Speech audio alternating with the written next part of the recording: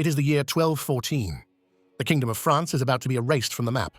One king, Philip II, stands against a grand coalition of three empires. He is trapped, outnumbered, and his back is to a river. Facing him is the Holy Roman Emperor, Otto IV, leading a massive German host. With him is King John of England, desperate to reclaim his family's lost lands. And with them, the most dangerous of all, France's own rebellious nobles, the powerful counts of Flanders and Boulogne, traitors to their crown. Their plan is a giant pincer, a two-front war to crush France from the north and south, annihilate its king, and divide the kingdom like spoils. Against this 9,000-man juggernaut, Philip has a smaller army of perhaps 7,000. He is outmaneuvered, outmatched, and caught. By sunset on this sweltering Sunday in July, one king will be a hero, an emperor a fugitive, and a failed English king will be so thoroughly broken he will be forced to sign a document that will change the world. This is not just a battle. It is a trial by combat for the soul of a nation on a muddy field called Bouvines. The grand strategy begins months earlier, in February 1214. Two armies, two fronts, one goal, the death of France. In the south, the first jaw of the pincer snaps shut. King John of England lands an army in western France. He is a monarch haunted by the shadow of his father, Henry II, and his legendary brother, Richard the Lionheart. He is the man who lost it all. By 1204, Philip of France had systematically stripped John of his ancestral lands, conquering Normandy and collapsing the mighty Angevin Empire. This campaign, for which John has taxed his people to the breaking point, is his one desperate chance for revenge. He lands, stirs up revolt, and marches north. The trap is set. King Philip must respond, or his kingdom will be split in two.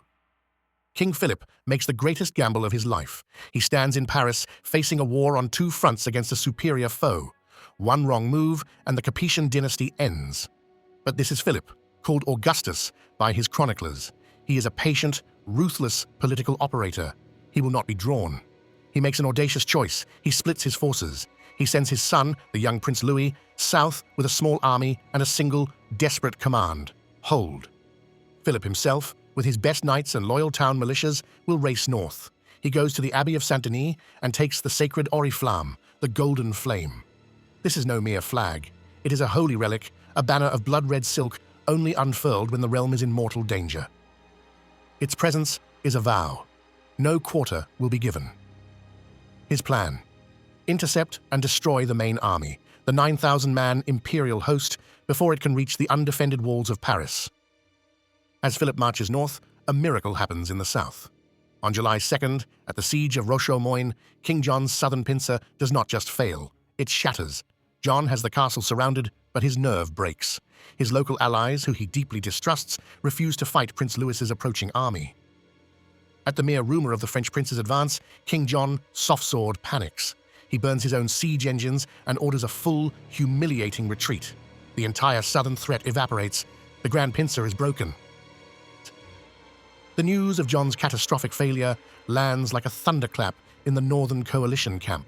The grand strategy is in ruins. The march on Paris is no longer a coordinated strike, it is a desperate invasion.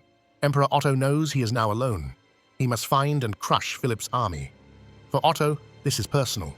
He is an emperor excommunicated by the Pope, his grip on the imperial crown shaky. He desperately needs a victory.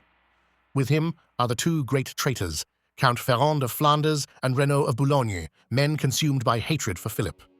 This is a league of the excommunicated and the desperate. They turn their massive multinational army and begin to hunt the King of France. The hunt becomes a race. Philip, now on the offensive, moves to meet them. On the morning of Sunday, July 27, 1214, the French army is moving west. The day is sweltering. They are approaching a single stone bridge over the River Mark near the village of Bouvines. It is a holy day. To fight on a Sunday is a sacrilege. The French army is stretched out in a long, vulnerable column, its baggage and infantry clogging the bridge. They are tired, hot, and do not expect a fight. Suddenly, scouts crash back through the French column, their faces pale with terror. The news is a dagger thrust. Otto's army is not just close, it is right behind them. The French rearguard is already under attack. They are caught. Philip turns and sees the terrain. It is a nightmare. It is a marshy plain, boxed in by woods on one side and the impassable River Mark on the other. And the bridge is the only escape route. It is a narrow death trap. To retreat across it would be a massacre. There is no escape. The coalition has caught them at the exact moment of their greatest vulnerability. King Philip Augustus halts the column. The order rings out, "Turn around!" The long line of march descends into chaos, wagons pushed aside, men shouting for their banners. They are trapped with their backs to the river. On this holy day, on this terrible ground, they must form a line of battle. Philip, a king chaplain at his side, rides before his men. He is calm. He reminds them that Emperor Otto is an excommunicate, abandoned by God. He points to the rebel counts as traitors.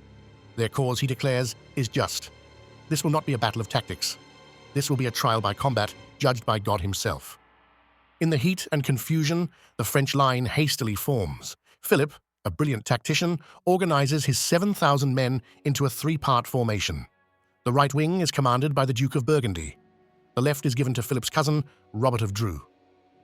In the center, King Philip himself takes command, surrounded by his most loyal knights and infantry from the loyal towns of France.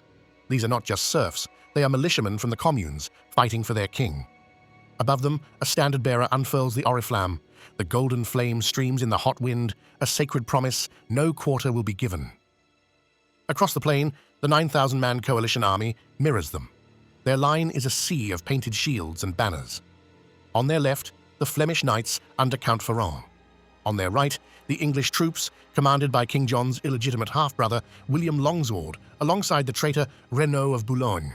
And in the center, a massive, deep block of German and Dutch infantry, including the famously tough Brabantine pikemen. High above this central block, on a great four-wheeled wagon, a sacred carroccio, flies the imperial standard, a golden eagle, perched above a fearsome, writhing dragon. To the French, this is a blasphemous symbol. The two armies face each other. The battle for France is about to begin. The battle explodes on the French right around 3 in the afternoon. The Duke of Burgundy's cavalry lowers their lances. They shout the ancient war cry, Montjoie Saint-Denis, and slam into the Flemish knights.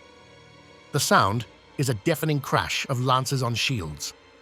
The melee is chaotic, a swirling pit of individual duels, but the French knights are veterans. Their discipline holds. Relentlessly, with grim determination, they begin to push the Flemish line back. The French right is winning. On the far left, a brutal slugfest erupts. The French wing, under Robert of Dreux, crashes into the English contingent. The fighting is desperate, a bloody stalemate. The line holds, buckles, and holds again. But this flank will not be decided by a grand charge. It will be decided by a single, symbolic, and deeply personal duel. The English commander, William Longsword, fights with all the strength of his Plantagenet blood. He is a formidable warrior, carving a path through the French, but he is spotted by a man who should not even be there, Philip of Dreux, the Bishop of Beauvais. This is a fighting bishop. Holy law forbids a priest from shedding blood with a sword, so the bishop wields a heavy, iron-clad mace. With a brutal ringing blow, the bishop's mace smashes into Longsword's helmet, striking the English commander from his horse. The Earl of Salisbury, stunned, crumples to the ground.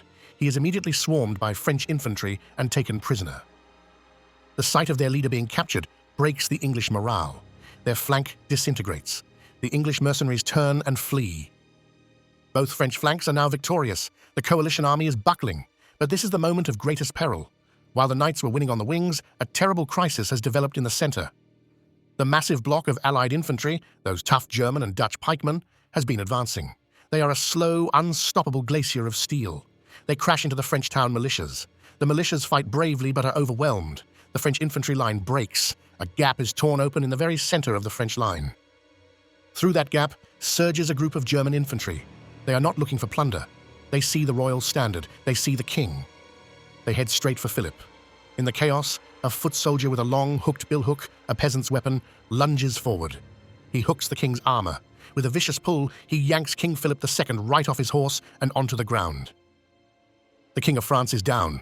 He is helpless, trapped under his armor as enemy foot soldiers stab at him with daggers. For one terrifying moment, the fate of the kingdom hangs by a thread, but his high-quality steel plate holds firm. His knights, seeing the Oriflamme wobble, seeing their king disappear, go mad with fury. A handful of them, led by the legendary Guillaume de Bar, throw themselves into a suicidal rescue. They form a wedge of pure desperation, carving a path to their fallen monarch. They fight with a primal fury, driving the Germans back just long enough for the king to get to his feet and onto a fresh horse. The king is saved. but the Allied center is still pushing. This is the moment the battle turns. The French knights, enraged by the attempt on their king's life, are no longer fighting a battle of tactics. This is vengeance. They forget the infantry. They see only one target. They aim their lances at the man they blame for this unholy war, Emperor Otto himself. A wave of French chivalry slams into Otto's personal guard. The fight around the emperor becomes the new violent center of the battle. French knights try to stab him, to grab his bridle. One knight stabs at Otto, but his armor deflects the blow. Another, with a desperate thrust, stabs the emperor's horse in the eye. The terrified animal rears, bolts, and collapses. Otto is unhorsed. His loyal knights fight desperately to save him, getting him onto a fresh horse. But the emperor's nerve is broken. He turns his new mount and flees in a panicked, uncontrollable flight from the battlefield. The flight of the emperor is the breaking point. His German troops see the imperial standard captured, the golden eagle torn from its perch. They see their leader racing away. They believe all is lost. Their morale shatters. The orderly advance turns into a panicked rout. The entire Allied center disintegrates. The only part of the coalition army still fighting is the arch-traitor Renaud of Boulogne. He forms his loyal pikemen into a tight defensive circle, a schiltrom. From inside this fortress, he makes desperate, hopeless last stands. But they are surrounded, and after a final brutal assault, the pike ring is broken. Renaud is captured. The Battle of Bouvines is over. As the dust settles, the scale of the French victory is staggering. It is not just a victory, it is an annihilation. The coalition army has ceased to exist. Their losses are catastrophic. 169 knights killed, 131 captured. The French losses, by comparison, are seen as a miracle. Philip Augustus returns to Paris in a triumphal procession, parading his high-ranking prisoners, the traitor Counts Ferrand and Renaud, in chains. The whole kingdom explodes in celebration. For the first time, a new, shared sense of French identity is born, forged in a trial by combat where God himself seemed to render judgment. The consequences ripple across Europe. Emperor Otto, defeated and humiliated, loses all credibility and is soon deposed. But the greatest shockwave hits England. King John, his army routed, his allies annihilated, his treasury empty, returns to his barons defeated and broke. They see his weakness. They rise in open revolt. And 1 year later, in 1215, on a field at Runnymede, they force him to sign a Charter of Liberties, a document that limits the power of the king and lays the groundwork for constitutional law. That document is the Magna Carta. The fate of nations, the birth of France as a superpower, and the first seeds of modern democracy were all decided in a few bloody hours on a marshy plain by a bridge that would not let a king retreat. If you enjoyed this look at one of history's most decisive battles, make sure to subscribe and hit the bell icon so you don't miss our next video.